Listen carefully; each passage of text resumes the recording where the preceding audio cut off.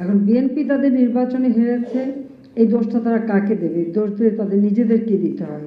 কারণ একটি রাজনৈতিক দলের যদি নেতৃত্ব না থাকে, মাথাই না থাকে, তাহলে সেই রাজনৈতিক দল কিভাবে মানে নির্বাচনে জেতার কথা চিন্তা করতে পারে?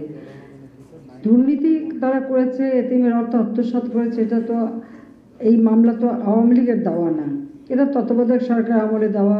আর তাছাড়া এই যে মানি লন্ডারিং বা ঘুষ দুর্নীতির যে তথ্য, এগুলি তো আন্তর্জাতিকভাবেই মানে খবর বেরিয়েছে যে আমেরিকা থেকে এই তথ্য, কানাডার থেকে তথ্য, সিঙ্গাপুরের থেকে তথ্য, সেখানেই তারা তদন্ত করে দেখেছে যে বিএনপি নেত্রী বা তার ছেলেরা কিভাবে তারা বিভিন্ন জায়গা থেকে দুর্নীতি করে তারা ঘুষ নিয়েছে, দুর্নীতি করেছে, মানি লন্ডারিং করেছে, যেটা তো সেইভাবেই তথ্য এসেছে এবং এমনকি আমেরিকা থেকে এসে সাক্ষীও দিয়ে গেছে।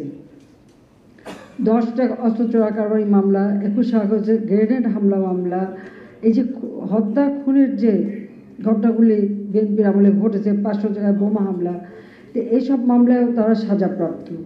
এখন বিএনপির মতো একটি রাজনৈতিক দল, এটা হচ্ছে দুর্ভাগ্য যে তারা নির্বাচনে নেমেছে, কিন্তু তাদের নেতৃত্ব হচ্ছে মানে দুর্নীতিতে, হত্যা মামলা, গ্রেনেড হামলা মামলা, অস্ত্র চোরা কারবারি মামলা, মানি লন্ডারিং মামলা, সেই মামলায় এবং যিনি মূল নেতা ছিলেন তিনি হচ্ছে সাজা পেয়েছেন, এতিমের অর্থ আত্মসাতের মামলায় তিনি সাজাপ্রাপ্ত।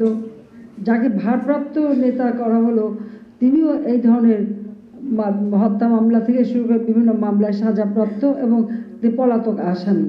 কারণ একটি রাজনৈতিক দলে পলাতক আসামি তাকে দিয়ে রাজনীতি করতে গেলে সেখানে কি রেজাল্ট হয় সেটাই তারা পেয়েছে। তাও হতো না যদি তারা ওই নির্বাচনে যে প্রার্থী দিয়েছে সেই মানে প্রার্থী নির্বাচনে যদি মানে মনোনয়ন বাণিজ্যটা না করতো, তাহলে হয়তো আরও ভালো রেজাল্ট হয়তো করতে পারতো। কারণ আমরা আমাদের জানা মতে আমরা দেখি বাংলাদেশ ছোট সকলের অবস্থাটা জানা যায়, যেসব নেতারা হয়তো নির্বাচনে জয়ী হবার মতো নেতা, তাদের বাদ দিয়ে মোটা অঙ্কের টাকা যে দিতে পেরেছে তাকে নমিনেশন দিয়েছে।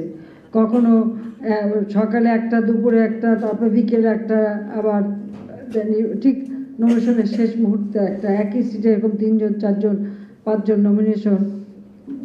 আর সেই নমিনেশন বাণিজ্য নিয়ে তাদের যে অফিসে মারামারি, নিজেদের মধ্যে সেই জামা ছেঁড়াছেড়ি, অফিসের মধ্যে ভাঙচুর, তার থেকে তো মানুষ জানতেই পেরেছে যে এদের চরিত্রটা কী।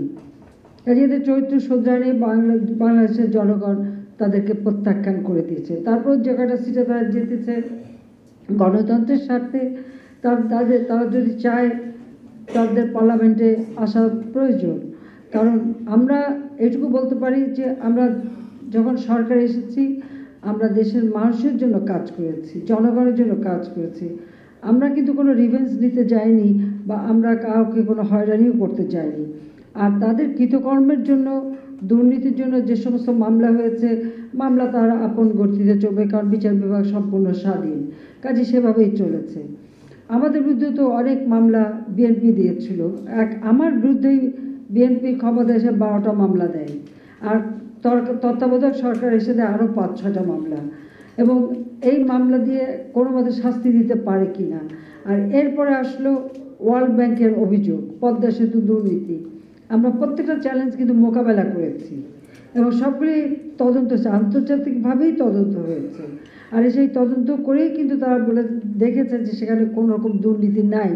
কাজে আমরা অগ্নি পরীক্ষা দিয়ে এসেছি। কাজে জনগণের বিশ্বাস, আস্থাটা যে কারণে আমাদের উপর এসেছে যে আমরা রাষ্ট্র পরিচালনা করি জনগণের কল্যাণে, জনগণের স্বার্থে। আর জনগণ আজকে তা উপলব্ধি করতে পারে এবং আমাদের উন্নয়নের যে পরিকল্পনা আমরা বাস্তবায়ন করে যাচ্ছি। আমরা সবসময় লক্ষ্য করি যে গ্রামের মানুষ, তৃণমূলের মানুষ, তাদের ভাগ্যের পরিবর্তন।